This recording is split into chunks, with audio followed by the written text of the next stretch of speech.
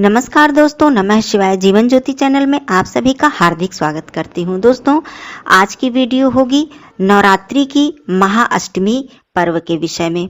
नवरात्रि में महाअष्टमी का जो पर्व है ये बहुत ही महत्वपूर्ण और बहुत ही खास होता है।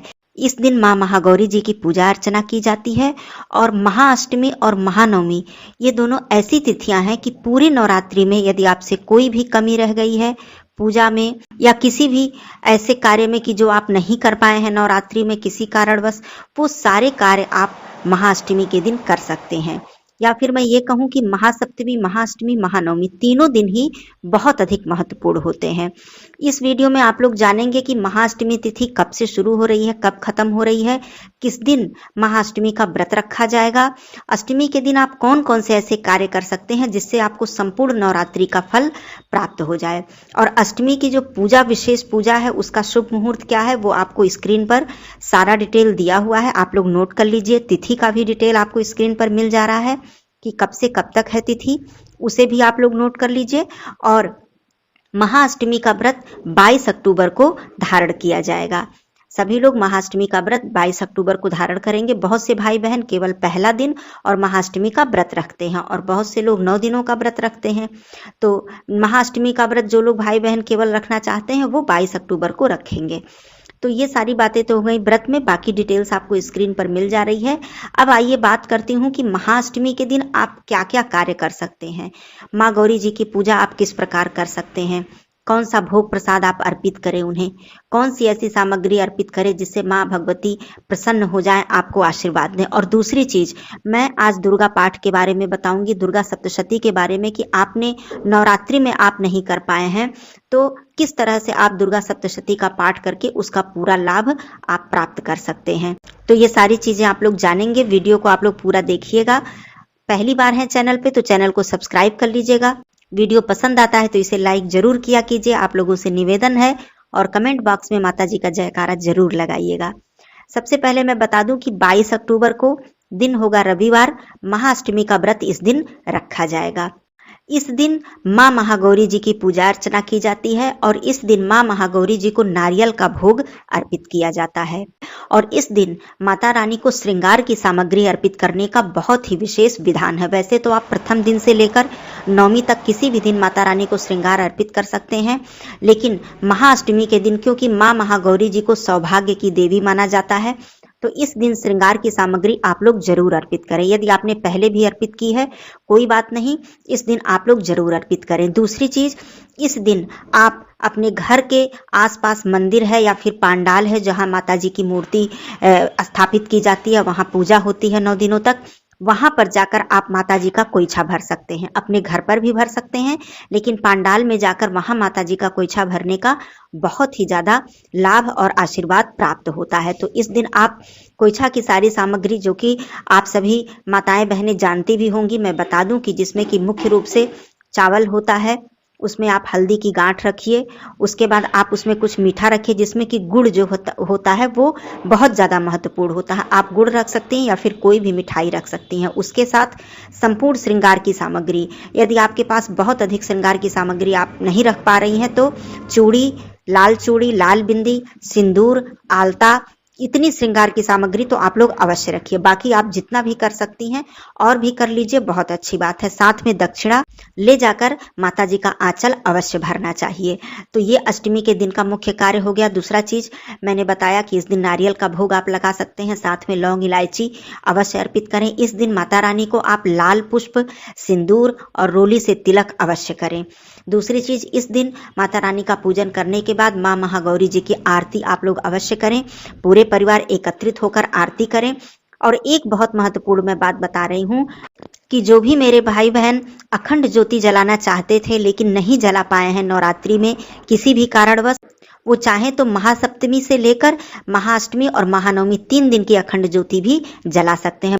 चाहे आप 9 दिन का व्रत नहीं रखे हों या फिर आपने कलश स्थापना नहीं की हो, तब भी आप 3 दिन की अखंड ज्योति जला सकते हैं। यदि आपके मन में इच्छा है कि हम अखंड ज्योति नहीं जला पाए 9 दिनों की, तो आप ऐसा भी कर सकते हैं। या फिर केवल अष्टमी को आप सुबह से लेकर पूरी रात्रि आप अष्टमी तिथि, जैसे कि जब तक अष्टमी तिथि मान्य होती है सूर्योदय से लेकर और अगले सूर्योदय तक, आप अखंड ज्योति जला सकते हैं। ये भी आप कार्य कर सकते हैं महाअष्टमी के दिन।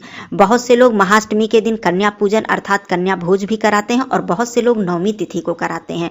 वैसे नवमी तिथि को हवन और कन्या भोज का विशेष महत्व होता है, लेकिन बहुत से लोग महाअष्टमी के दिन भी भोजन कराते हैं। तो ये कार्य यदि आपके घर में परंपरा है अष्टमी के दिन ही कन्या भोज कराने की, तो अवश्य ही करा लीजिएगा। और नहीं तो आप अष्टमी तिथि के दिन किसी मंदिर में जाकर आप प्रसाद चढ़ा सकते हैं माता रानी को। हलवा, पूरी, नारियल, इस तरह का प्रसाद भोग आप जाकर मंदिर में भी अर्पित कर सकते हैं। या फिर किसी मंदिर या पंडाल में कन्या भोज का आयोजन किया गया है तो वहां पर प्रसाद आप अपने घर से बनाकर ले जाकर वहां पर कन्या भोज में सहयोग कर सकते हैं और कन्या भोज करा सकते हैं। महाअष्टमी का क्योंकि बहुत ही अधिक महत्व होता है। जितनी भी कमियां रह गई हैं पूरी नवरात्रि में आप महाअष्टमी के दिन पूरा कर सकते हैं। अब मैं बात करती हूँ दुर्गा सप्तशती के पाठ की, या दुर्गा पाठ आप नहीं कर पाए हैं और आपके मन में यह है कि मैं दुर्गा सप्तशती का पाठ करूं लेकिन नहीं किसी कारणवश हो पाया है, या फिर सिद्ध कुंजिका स्तोत्र का पाठ आप नहीं कर पाए हैं, तो महाअष्टमी के दिन वैसे थोड़ा सा कठिन है, थोड़ा सा समय लगेगा, लेकिन असंभव भी नहीं है कि नहीं कर सकते हैं।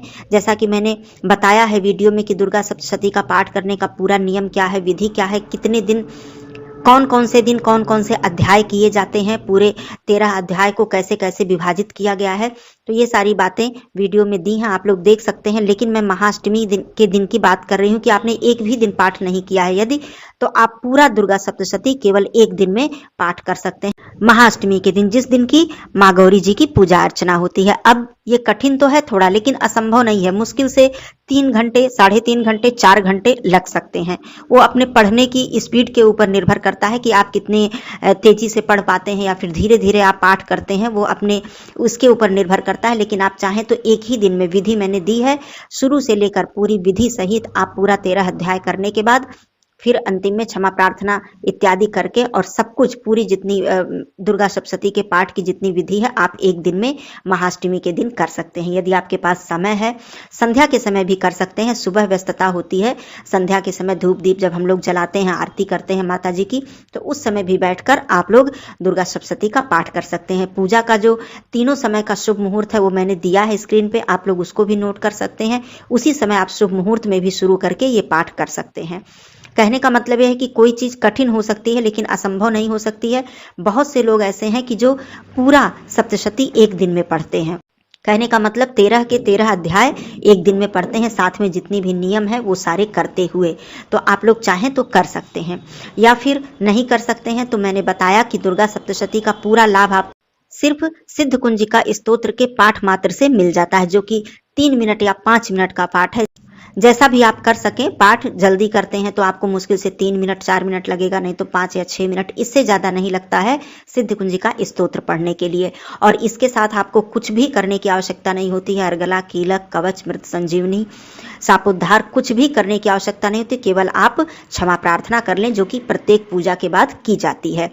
तो इस तरह से आप कर सकते हैं। चाहे तो महाअष्टमी के दिन आप संकल्प लेकर सिद्ध कुंजिका स्तोत्र का आप चाहें तो 108 पाठ, 51 पाठ, 21 पाठ, 11 पाठ, क्योंकि वो बहुत ही छोटा है, बहुत ही कम समय लगता है, तो इस तरह से भी आप पूरा कर सकते हैं। और नवमी को आपको हवन करवाना है तो आप इस तरह से संकल्प लेकर महाअष्टमी के दिन भी सिद्ध कुंजिका स्तोत्र का पाठ कर सकते हैं। तो ये सारी चीजें हो गई कि महाअष्टमी के दिन आप इतने उपाय हैं, इतने कार्य हैं माता रानी को प्रसन्न करने के लिए कि आपके मन में कहीं ये बात रह गई हो कि नवरात्रि थी, मैं ये नहीं कर पाई या मैं ये नहीं कर पाया, मेरे मन में ये कार्य करने के लिए था, माता जी के चरणों में बैठकर मैं ये मंत्र का जप करूं या कुछ भी, और मैं नहीं कर पाया, तो ये महाअष्टमी का ऐसा दिन है कि आप, या फिर मैं कहूं कि सप्तमी, अष्टमी, नवमी तीनों ही दिन ऐसा है कि आप ये सारे कार्य कर सकते हैं। चाहे पाठ के विषय में हो, चाहे अखंड ज्योत जला सकते हैं, चाहे माता जी के किसी मंत्र का आप जप कर सकते हैं। मान लीजिए आप पाठ नहीं कर सकते हैं तो कोई भी एक मंत्र, जो कि बहुत ही सुंदर सुंदर मंत्र, बहुत ही प्रभावशाली मंत्र दुर्गा सप्तशती में दिए गए हैं, आप उसमें से कोई एक मंत्र ले लें, सर्व बाधा निवारण का मंत्र ले लें, सर्व कल्याण का मंत्र ले लें, कोई भी मंत्र ले लें और उसका आप 1 माला, 2 माला या फिर 11 माला, 51 माला आप एक ही दिन में बैठकर कर सकते हैं। तो इससे भी माता रानी की विशेष कृपा प्राप्त होती है, क्योंकि मंत्रों में अपार शक्ति होती है और मंत्र सिद्धि से हम क्या से क्या नहीं प्राप्त कर सकते हैं। दुर्लभ से दुर्लभ इच्छा भी हमारी पूर्ण हो सकती है। लेकिन मैं इतना कहूंगी कि मंत्र का जप यदि आप कर रहे हैं तो किसी गलत मनोकामना के लिए कभी ना करें, किसी का अहित करने के लिए कभी भूल कर भी आप ना करें। तो ये चीज़ें आपको ध्यान में रखनी है।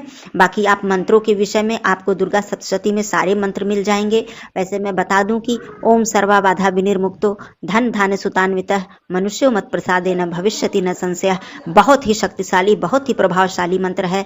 सर्व बाधा निवारण के लिए ये मंत्र है। किसी भी प्रकार का कष्ट, विघ्न, बाधा आपके जीवन में है, किसी भी प्रकार की परेशानी है, यह मंत्र आपको हर परेशानियों से छुटकारा दिलाता है, मुक्ति दिलाता है। तो केवल एक मंत्र आप ले लीजिए और इसका पूरा जप आप महाअष्टमी के दिन कर सकते हैं। या फिर ओम सर्व मंगल मांगल्ये शिवे सर्वार्थ साधिके शरण्ये त्र्यंबके गौरी नारायणी नमोस्तुते, या फिर देहि सौभाग्यम आरोग्यम देहि में परमम सुखम रूपम देहि जयम देहि यशो देहि दुषो जहि। बहुत ही सुंदर, बहुत ही प्रभावशाली मंत्र हैं ये सारे, इनकी महिमा अपरंपार है। तो आप लोग ये सारे कार्य कर सकते हैं, कोई दिक्कत नहीं है। तो महाअष्टमी के पर्व को आप लोग ऐसे ही न जाने दें। आप माता जी का पूरा आशीर्वाद प्राप्त करें और माँ को प्रसन्न करें। कोई प्रश्न हो तो आप लोग कर सकते हैं, पूछ सकते हैं। फिर मिलती हूँ अगले वीडियो में, तब तक के लिए धन्यवाद। नमः शिवाय, हर हर महादेव।